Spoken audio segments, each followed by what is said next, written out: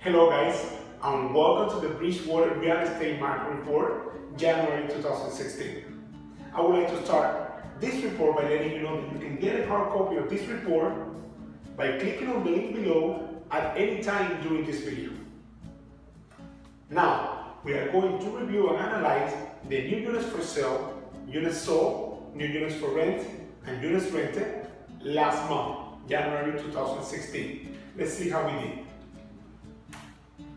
On the new listings for sale, we have a total of 2 new units coming up on the open market for sale. These 2 new units were listed at an average list price per square foot of $316. These 2 units had increased our total inventory of active units for sale in the whole building up to 13 units in total. So now, the Bridgewater has a total of 13 units active for sale.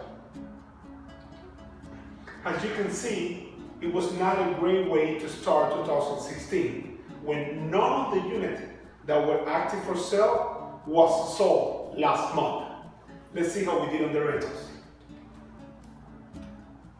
5 new listings for rent in January.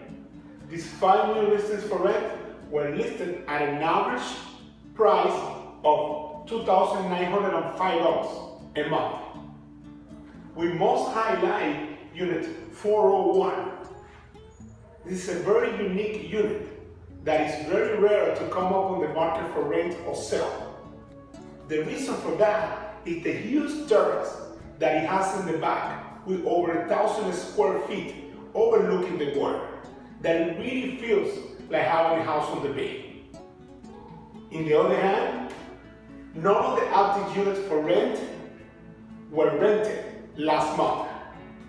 Remember guys, that staying informed about the real estate market will help you make the right decision and know exactly when to make it. Thank you for watching and make it a great day.